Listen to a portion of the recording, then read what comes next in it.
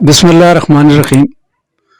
سید Ishtiaq Bukhari, admin state news Mansehra, joint secretary Mansehra press club.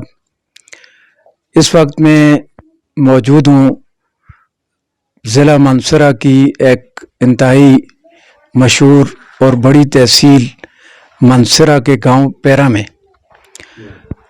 میں، اور جہاں بہت بڑی آبادی ہے، اور اس آبادی کے جو آباء و اجداد ہیں سید سلطان محمد شاہ شہید، اور جن کی اولاد میں سے سید صغیر شاہ، جن کی زیارت مقدس بھی سامنے ہے، جو ابھی ہم نے زیارت کی بھی ہے. اور میرا تعلق بھی گاؤں خیر آباد سے ہے، اور خیر آباد میں ہمارے 7 پشت کے بعد جو ہمارے اجداد ہیں سید شاہ محمد کبیر، ان کی اولاد میں سے ہمیں. اور اس وقت میں یہاں موجود ہوں پیرا میں، اور ہمارے ساتھ موجود ہیں ایک علمی گھرانہ ہے. اس علاقہ کے قدیم زمانہ سے نمبردار فیملی ہے. علاقہ کے بہت ہی بزرگ شخصیت ہیں، اور ایک عالم دین ہے علامہ ڈاکٹر سید زوار حسین شاہ صاحب. بہت شکریہ آپ نے وقت دیا، اور یہ پورے علاقے کا ایک فخر ہیں. انہوں نے پاکستان، ایران اور مختلف ممالک کا تعلیم کے دوران بھی وزٹ کیا، اور اس کے بعد درس و تدریس کے حوالے سے بھی وزٹ کیا. تو میں یہی چاہوں گا کہ ہم زیادہ ان کی گفتگو کو سنیں. جناب ڈاکٹر علامہ زوار حسین شاہ صاحب، آپ نے یہ ہم سب علاقہ کے لیے ایک فخر کی بات ہے کہ یہ وہ شخصیت ہیں کہ جنہوں نے 2011 میں پی ایچ ڈی کیا، اور اس پیرا اور خیر آباد کی یہ پہلی شخصیت ہیں جنہوں نے پی ایچ ڈی کیا. اس کے بعد ان کے بھائی ڈاکٹر پروفیسر سید سبطین شاہ صاحب نے پی ایچ ڈی کیا، جو 2020 میں مکمل ہوا. اور بڑی خوشی ہے ہمارے چینل کے لیے بھی اور ہمارے لیے بھی کہ اس وقت ایک علمی شخصیت کے پاس ہم موجود ہیں. تو جناب علامہ ڈاکٹر زوار حسین شاہ صاحب، آپ اپنا تفصیلی تعارف بھی کروائیں، اور یہ بھی بتائیں کہ آپ نے کب تعلیم مکمل کی، اور اس وقت آپ کہاں درس و تدریس کے فرائض سر انجام دے رہے ہیں، کیا مصروفیات ہیں، اس حوالے سے آگاہ کریں. بسم اللہ الرحمن الرحیم. بندہ ناچیز سید زوار حسین شاہ گاؤں پیرا کا رہنے والا ہوں، اور طویل مدت تعلیمی مراحل طے کیے ہیں. میری تعلیم کا آغاز Taxila H F boy school سے ہوا.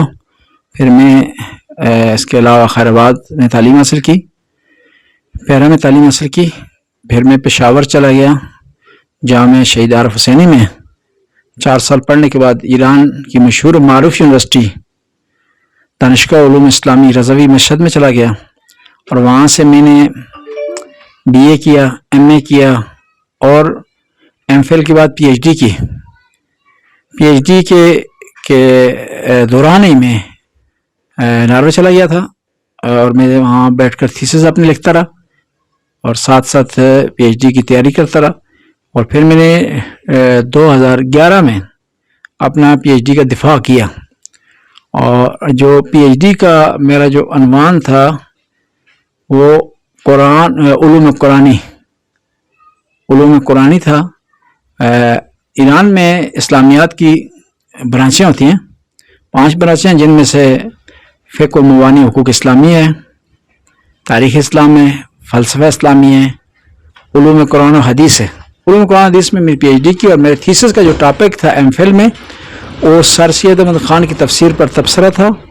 اور پی ایچ ڈی میں میرا جو ٹاپک تھا تھیسس کا وہ برصغیر کی تفاسیر پر تبصرہ تھا. خداوند تعالیٰ نے توفیق دی کہ برصغیر کی زرخیز مٹی سے ابھرنے والی شخصیات اور تفاسیر کا تفصیلی مطالعہ جائزہ کیا، اور اس کو میں نے لکھا اپنے تھیسس کو. میری جو تھیسس تھا اس کے تقریباً 250 کے قریب ریفرنس تھے، اور 600 سے زیادہ صفحات تھے. فارسی زبان میں لکھی گئی، لیکن اس کا عربی اور انگلش میں اس کا خلاصہ بھی موجود ہے. اور ایران کے ٹاپ کے جو ٹیچر تھے ہمارے سپروائزر ایڈوائزر تھے. ایران میں ایک سپروائزر ہوتا ہے اور 2 ایڈوائزر ہوتے ہیں پی ایچ ڈی میں. ہمارے جو پی ایچ ڈی کے جو تھے سپروائزر وہ آیت اللہ محمد ہادی معرفت تھے، اور ایڈوائزر ایک تھے ڈاکٹر حجتی تھے تہران یونیورسٹی کے، اور دوسرے جو ایڈوائزر ہمارے تھے وہ واعظ زادہ خراسانی، آیت اللہ واعظ زادہ خراسانی تھے۔ تو اس کے دوران بڑا ہمیں معلومات میں اضافہ ہوا کہ برصغیر دنیا میں تفسیر کے حوالے سے منفرد ہے، خود مکاتب تفاسیر کے حوالے سے، اسکول آف تھاٹ کے حوالے سے، اور دوسرا جو ہے تفاسیر کا تعدد اور تنوع زبانی حوالے سے، کہ یہاں پر جو ہے متعدد زبانوں میں تفاسیر لکھی گئی ہیں، اور تفاسیر کے مختلف متعدد مکاتب اور اسکول آف تھاٹ یہاں موجود ہیں، کیونکہ برصغیر کو سرزمین ادیان کہا جاتا ہے۔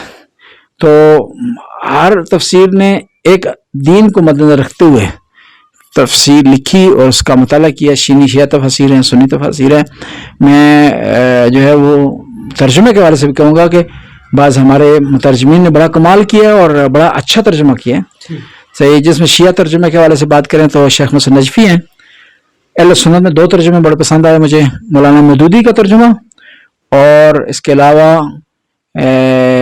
جلندری، حفیظ جلندری نہیں ہے، محمد حسین جلندری، ان کا ترجمہ جو ہے بڑا روانی مجھے دکھائی دیا۔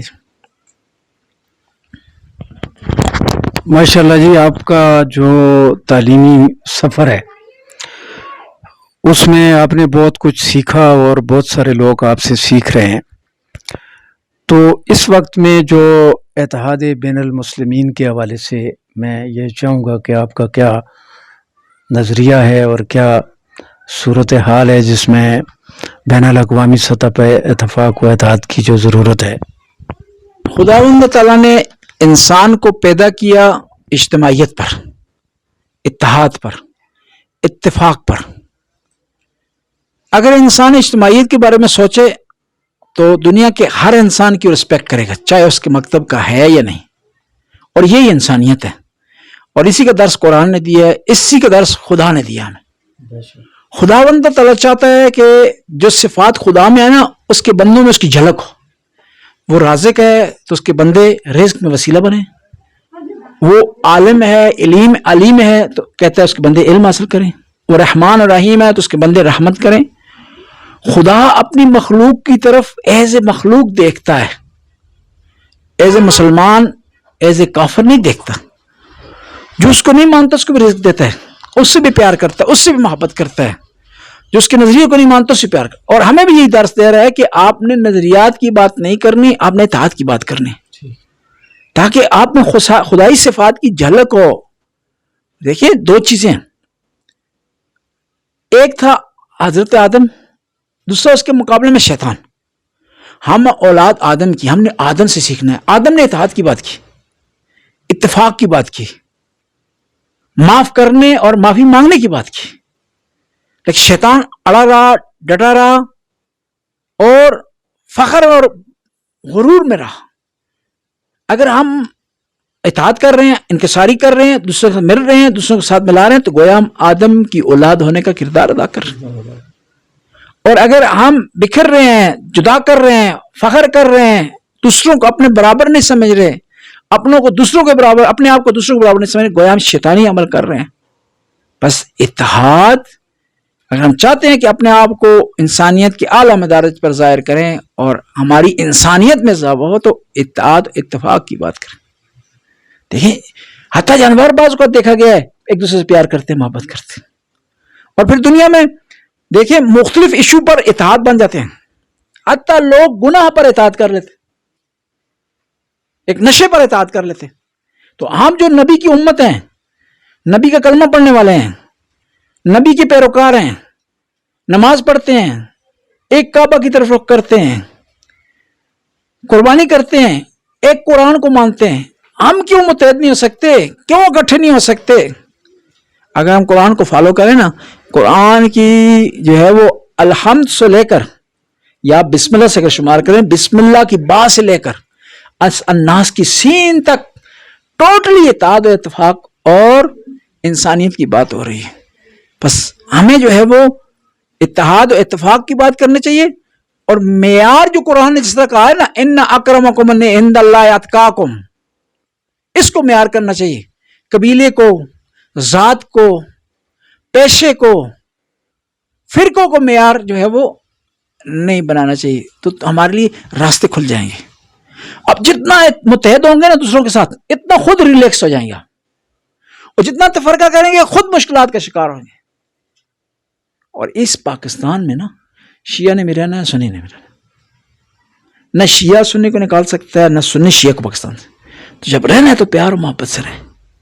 تھوڑا بہت اختلاف بھائیوں میں بھی ہوتا ہے، لیکن وہی بھائی اختلاف کی بنیاد پر گھر کو توڑنا شروع کر دیں، برتنوں کو توڑنا شروع کر دیں، تو وہ گھر بھی تباہ ہو جائے گا، وہ بھائی بھی ختم ہو جائیں گے. لیکن وہی بھائی اسی اختلاف کو علمی لحاظ سے پیار و محبت سے درگزر کے ذریعے اس کو حل کرے تو مسئلہ جو حل ہو جائے گا. یہ پاکستان ہمارا گھر ہے، اس کو ہم نے بڑی مشکلوں سے حاصل کیا ہے، بڑی قربانیاں دے کر حاصل کیا ہے. اگر اور کچھ نہیں تو اس پاکستان کی خاطر جو ہے ہم متحد ہو جائیں اور اتفاق کریں. دیکھیں ہماری مشکل شیعہ سنی نہیں ہے. ہماری مشکل پتہ کیا ہے؟ کہ ہمارا بچہ غلط کام میں نہ لگے. ہماری مشکل یہ ہے کہ بچہ دین سے دور نہ ہو. ہماری مشکل یہ ہے کہ بچہ علم سے دور نہ ہو، غلط کاموں پہ نہ لگے. یہ ہماری مشکل، ان کو ہمیں حل کرنا چاہیے. ہماری مشکل شیعہ سنی نہیں ہے. ہماری مشکل یہ ہے کہ وہ طاقتیں جو مسلمانوں پر ظلم کرتی ہیں ان کے مقابلے میں متحد ہونا ہے. ہم فلسطین کی مشکلات حل کر لیں گے، دوسرے اسلامی ممالک مشکلات کریں گے، پھر مل بیٹھ کر اگر ہمیں کوئی اختلاف بھی ہو شیعہ سنی کو تو آرام سے، دلیل سے، پیار سے، انسانی ناطے سے اسے حل کریں. اور پھر اگر کوئی اختلاف بھی ہے تو اس کو علمی محفل تک محدود کر دیں. ٹھیک ہے جی. ہمیں یہ نہیں سوچنا چاہیے کہ ہمارا بچہ ہاتھ کھول کر نماز پڑھ رہا ہے، باندھ کر پڑھ رہا ہے. دیکھنا یہ ہے کہ ہم کس کو سجدہ کر رہے ہیں. سنی ہاتھ باندھ کے پڑھ رہا ہے، وہ کس کو سجدہ کر رہے ہیں؟ خدا کو کر. طریقے مختلف ہو سکتے ہیں لیکن ٹارگٹ ایک ہے سب کا. اور آیا کوئی سنی ہو سکتا ہے ایسا جو کہے کہ میں اہل بیت سے محبت نہیں کرتا؟ نہیں کہہ سکتا، ہو ہی نہیں سکتا. آیا کوئی شیعہ ایسا ہو سکتا ہے کہ جرات کرے کہ وہ نبی کے پیارے صحابہ جنہوں نے وحی کو اپنے قریب سے دیکھا ہے، جنہوں نے قربانیاں دی ہیں اسلام کے لیے، جو پیغمبر آواز دیتے تھے ایک کو تو چار اتر آتے تھے میدان میں. احد کا میدان ہے، صحابہ کی کتنی عظمت ہے. احد کا میدان ہے، پیغمبر نے اعلان کیا ایک شخص کی اسی دن شادی ہوئی تھی. خدا کے پیارے نبی نے اعلان کیا کہ میدان سج گیا ہے، دشمن مدینہ کے قریب ہو گیا ہے، اے میرے صحابی ہو، میرے پیار ہو، ساتھی ہو، میدان میں اتر جاؤ. اس نے شادی کی پرواہ نہیں کی، میدان میں آ گیا. تو اب اس آدمی کا کوئی انکار کرے گا تو کفر کرے گا. یہ میدان میں آگے شہید ہو گئے. صحابہ کرام آئے نبی کریم کی بارگاہ میں کہ غسل اس پر واجب نہیں کہ شہید ہے، لیکن یہ شادی گزاری ہے اس نے رات، تو ممکن ہے ایسے معاملات ہوں اس پر غسل واجب ہو گیا ہو، تو کیا حکم ہے؟ فرمایا ضرورت نہیں ہے غسل دینے کی.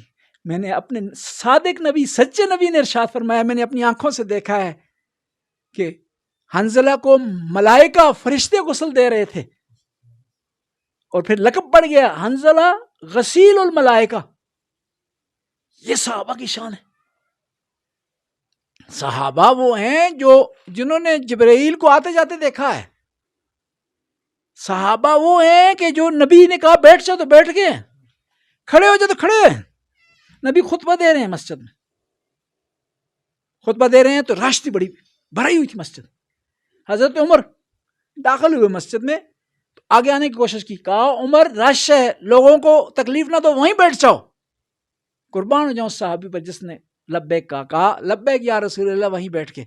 یہ صحابہ کا یہ منزلت اور مقام ہے. اب کوئی ہو سکتا ہے شیعہ اس قسم کی ہستی کی گستاخی کرے؟ امام زین العابدین ارشاد فرماتے ہیں میرے نانا کے صحابی ہو، تم پر سجاد کا سلام ہو، تم نے اس وقت میرے نانا کی مدد کی، کوئی آپ کو مدد کرنے والا نہیں تھا. کہا کہ میرا سلام ہو نبی کے صحابیوں پر کہ انہوں نے نبی کی خاطر اپنے رشتہ داروں سے لڑائی کی. جنگ بدر میں نا ایک بھائی اس طرف تھا، ایک بھائی اس طرف تھا. مشکل ہوتا اپنے بھائی سے لڑے، لیکن محمد مصطفیٰ کی خاطر بھائیوں سے لڑائی کی انہوں نے، بھائیوں سے جھگڑ پڑے، بھائیوں سے مقابلہ کیا انہوں نے، وطن چھوڑ دیا، پردیس برداشت کیا.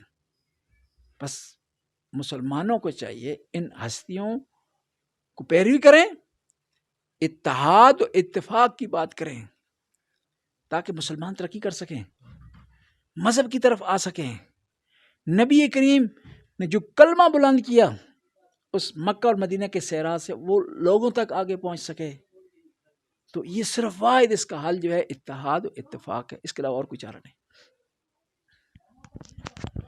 بڑی تفصیلی گفتگو ڈاکٹر علامہ زوار حسین شاہ صاحب آپ نے کی، اور میں یہ کوشچن آپ سے کروں گا کہ آپ اس علاقہ کے اور پورے شہر کے ملک کے نوجوانوں کو کیا پیغام دینا چاہیں گے؟ اتفاق کے لحاظ سے، علم کے لحاظ سے کیا کرنا چاہیے کہ موجودہ جو چیلنجز ہیں ہر لحاظ سے ان کا مقابلہ جو ہے ہمارے نوجوان وہ کر سکیں؟ جی، پرانے زمانے میں بڑھائی بزرگی کا اور ٹیکے کا ایک معیار اپنا تھا، اب زمانہ تبدیل ہو گیا۔ پرانے زمانے میں خاندان بڑھائی کا سبب بنتا تھا، جس کے گھر میں گندم مکئی زیادہ ہو وہ بزرگ سمجھا جاتا تھا، جو آدمی بد اخلاق ہوتا تھا اس کو لوگوں سے ڈرتے تھے، ڈر کی وجہ سے اس کو ویلیو دیتے تھے، جس کا ڈیرا ڈیڈی چلتی تھی اس کا بڑا مقام ہوتا تھا۔ لیکن اب زمانہ تعلیم کا اور علم کا ہے، اور ابھی زمانہ اتنا تبدیل ہو گیا ہے کہ کئی شعبے ختم ہو گئے، ان کی جگہ نئے شعبے آ گئے علم کی وجہ سے۔ تو ہم جب زمانے کے ساتھ چلیں گے تو کامیاب رہیں گے، اگر زمانے کے ساتھ نہیں چلیں گے تو قرآن کو بھی نہیں سمجھ سکیں۔ عبداللہ بن عباس پیغمبر کے چچا کے بیٹے، بڑا پیارا جملہ کہا، القرآن یفسرہ زمان، قرآن کی تفسیر ہر زمانہ اپنے مطابق کرتا ہے۔ تو یہاں بڑائی کا معیار وہ پچھلے معیار کوئی بھی ایک معیار نہیں ہے، اس وقت بڑائی کا معیار علم ہے۔ علم حاصل کریں، جہالت دور کریں تو سارے آپ کے مسائل حل ہو جائیں گے، انفرادی بھی اور اجتماعی بھی۔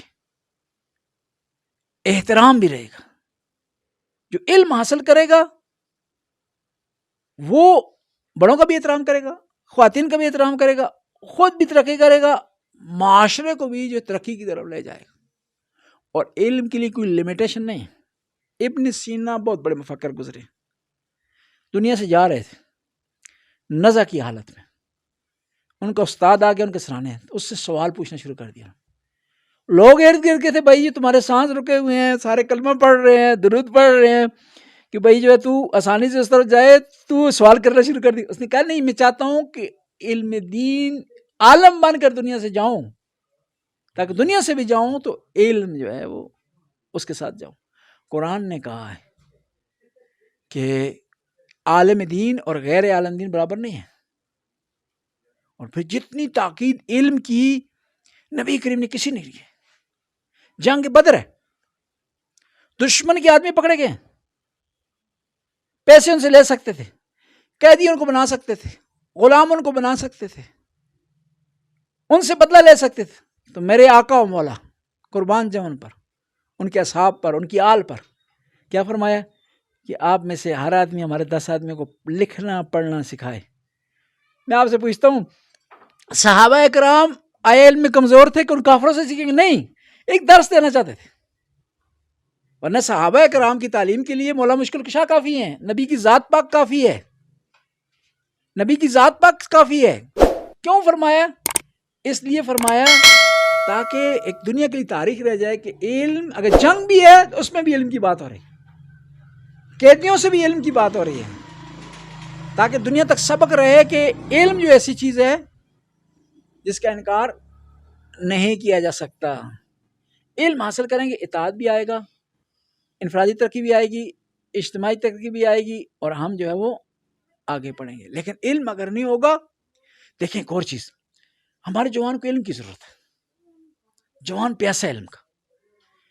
جب بزرگ اس کی پیاس صحیح طریقے سے نہیں بجھائیں گے نا، پاک پانی سے، زلال پانی سے، تو پھر اس پیاس کو بجھانے کے لیے وہ ممکن ہے غلط راستہ استعمال کرے، اور ایک دفعہ اس نے پانی گندا پی لیا نا، پھر آپ کے سچے پانی کو، صاف پانی کو پینے کو نہیں رہے گا۔ آپ کو جب بھوک لگی ہوئی ہے نا، سوکھی روٹی بھی آپ کو اچھی لگتی ہے، لیکن اگر بھوک آپ کی مٹ گئی ہے کسی غلط چیز سے تو پھر آپ اس کے سامنے اچھی بہترین ڈش رکھیں نہیں. علم کا بھی یہ حساب ہے کہ جب تک والدین توجہ نہیں دیں گے جوانوں پر، ان کے پاس تو تشنا ہے علم کے، ان کی تشنگی پاک اور صاف علم کے ذریعے حل نہیں کریں گے تو وہ جوان اس اپنے خلا کو پر کرنے کے لیے غلط راستہ اپنائے گا. لہذا ہمیں اس بارے میں توجہ دینی چاہیے. بہت اچھا پیغام آپ نے نوجوانوں کو دیا کہ اس وقت جو بڑا وہ ہے جس کے پاس علم ہے، تو نئی نسل اور نوجوانوں کو تعلیم کی طرف زیادہ توجہ دینے کی ضرورت ہے. اور ہمارے جو ملک کا تعلیمی نظام ہے اور ملک کے حکمران ہیں، ان کو بھی چاہیے کہ جو تعلیم حاصل کر لیتا ہے اس کے بعد اس کو روزگار دینا یا اس کے مطابق اس کو مطلب سیٹل کرنا، میرٹ جو ہے، یہ ساری چیزیں جو ہیں اس پہ حکومت کو بھی توجہ دینا چاہیے. تو اس وقت ڈاکٹر علامہ زوار حسین شاہ صاحب آپ ناروے میں مقیم ہیں، تو ناروے کے اور یہاں کے حالات کا آپ کس طرح کیا موازنہ کرتے ہیں، اس پہ تھوڑی سی روشنی آپ. جی، ناروے اور یہاں کے حالات ہم مختلف پہلوؤں سے اس کا موازنہ کر سکتے ہیں. مجموعی طور پر اگر ہم موازنہ کرنا چاہیں تو زمین و آسمان کا فرق ہے، کیونکہ مولا امیر المومنین ارشاد فرماتے ہیں الملک یبقی مع الکفر ولا یبقی مع الظلم. حکومت اور ملک کفر کے ساتھ باقی رہ سکتے ہیں لیکن ظلم کے ساتھ باقی نہیں، ناانصافی کے ساتھ باقی رہ سکتے. ان ممالک میں انصاف پایا جاتا ہے، حقدار کو اس کا حق ملتا ہے، میرٹ ہے جس کی بنیاد پہ وہ ہر چیز میں ہم سے جو ہے وہ آگے ہیں. حالانکہ وسائل ہمارے پاس زیادہ ہیں لیکن ان وسائل کا استعمال ہم نہیں کر رہے، ان کے پاس وسائل اتنے نہیں لیکن صحیح استعمال کر رہے ہیں، اسی کو کامیاب ہے. اس لیے جمال الدین اسد آبادی نے کہا تھا بڑا پیارا جملہ، میں نے اسلام یورپ میں دیکھا ہے اور مسلمان میں نے اپنے اسلامی ممالک میں دیکھے ہیں. ایمانداری ہو، اخلاق ہو، یہ بڑی چیز وہاں پائی جاتی ہے. ہمارے ایک دوست بتا رہے تھے کہ ان کا ایک کلیگ تھا گورا کا مطلب ہے یعنی نارویجن، سفید رنگ والا. تو میں کہنے لگا اس کے سامنے کسی کے آدمی کے خلاف بات کرنے لگا تو اس نے کہا کہ نہیں ابھی بات نہ کرو، وہ خود جب آئے گا اس کے سامنے بات کریں گے. قرآن اس کے بارے میں کہہ رہا ہے غیبت نہ کریں. اس نے مسلمان نہیں ہے، کافر نہیں ہے، دین نہیں، لیکن وہ کیا ہے اس کے پاس شائستگی ہے. اس نے کہا کہ غیبت نہیں ہونی چاہیے، بات ہونی چاہیے سامنے بات. جی جی، تو دیکھیے یہ اخلاق ہے ان کا، اخلاقی برتری ہے ان کو. بہت شکریہ ڈاکٹر علامہ زوار حسین شاہ صاحب، آپ نے وقت دیا، ہمیں بہت خوشی ہوئی. اور انشاءاللہ ہماری جو نشستیں ہیں یہ علمی یہ جاری رہیں گی. اللہ تعالیٰ ہم سب کا حامی و ناصر ہو. آپ کا بہت بہت شکریہ، خدا آپ کو سلامت رکھے. آپ نے موقع فراہم کیا کہ کچھ رائے پیش کر سکیں. بہت شکریہ جی.